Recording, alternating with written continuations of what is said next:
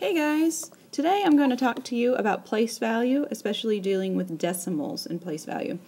And so as we look at the number 582 317 thousandths, most of us are very familiar with the left side of the decimal point.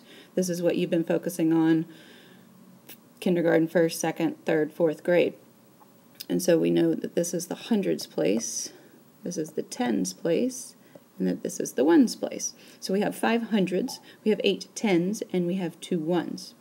But moving to the right of the decimal point is where things get a little trickier. In a minute, I'm going to show you some visual models so that you can better understand what these numbers represent. So first, the 3 is in the tenths, and it has the THS at the end of it, the tenths. And so the 1 is in the hundredths place. Oops, hundredths, I'm running out of room. Okay.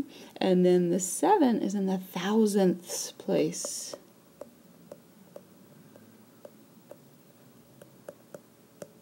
Okay. So as we notice, all of these are ending with the THS. Okay. And what this is representing is that we have 3 tenths. Think about it like a fraction. Or we have 1 hundredths. Or we have 7 thousandths. And so we know that decimals just show part of a number, or less than a whole, which also can be represented as a fraction.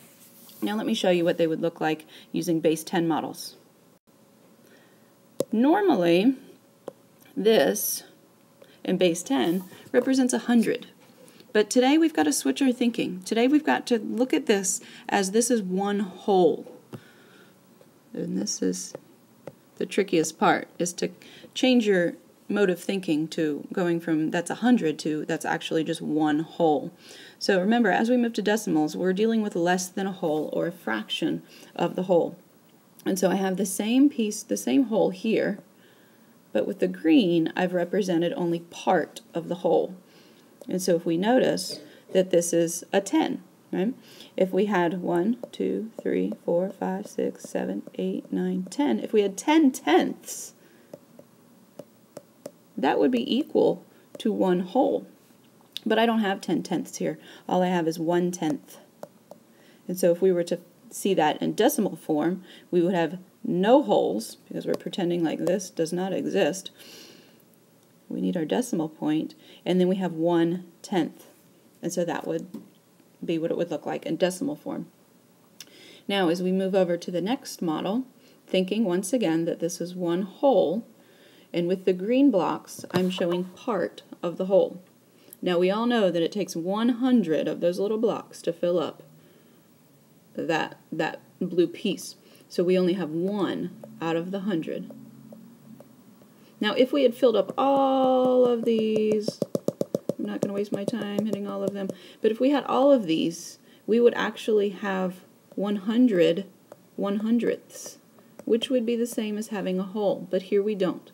We only have 1 100th, and so if we were to see that in decimal form, no whole pieces, and we only have 1 100th. So we don't have any tenths.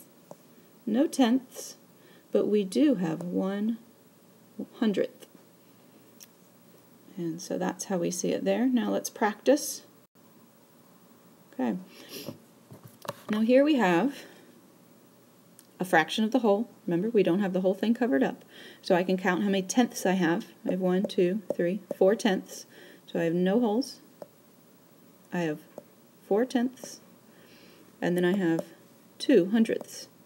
And actually, the way we say this is we picture if all of these were really hundredths. We say 42 hundredths. Because if you think, this would be 10, 20, 30, 40, 1, 2. Once again, sorry, I forgot to write as I did that. This would be 10, 20, 30, 40, 41, 42. That would be 42 hundredths. All right, guys. See you next time.